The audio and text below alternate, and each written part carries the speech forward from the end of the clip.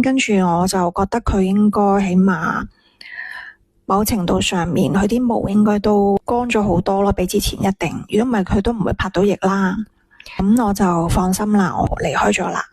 自己個內心會好開心咯，可以幫到佢，因為我冇諗過一隻雀仔原來嗰啲毛可以濕咗2日都未飛得起嘅，原來會覺得好安慰咯，可以幫到一隻雀仔。至於真正去做義工嘅活動，有做過派飯啦，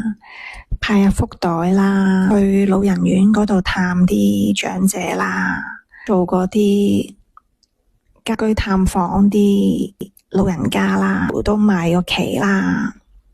賣旗嘅事情上面，我記得你參加咗嗰個賣旗活動呢，佢就每人會俾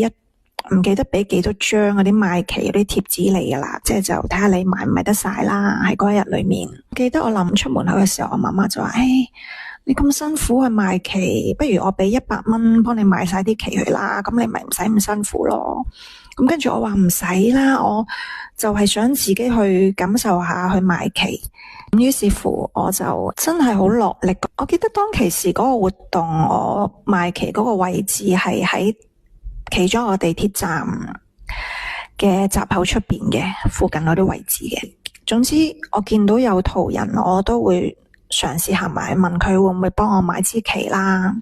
有一個比較有趣嘅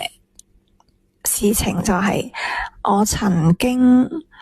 行埋去問一個小學生，男仔嚟嘅，我話你可唔可以幫我買支旗啊？唔知點解呢，佢就攞咗銀包出嚟，然之後呢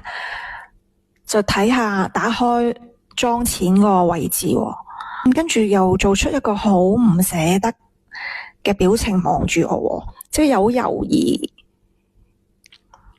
跟住我就同佢講啦，我話你打機啊，打一鋪遊戲機啊都要10蚊啊。跟住佢聽我講完之後呢，就真係喺個銀包度攞咗張10蚊出嚟幫我買一支旗。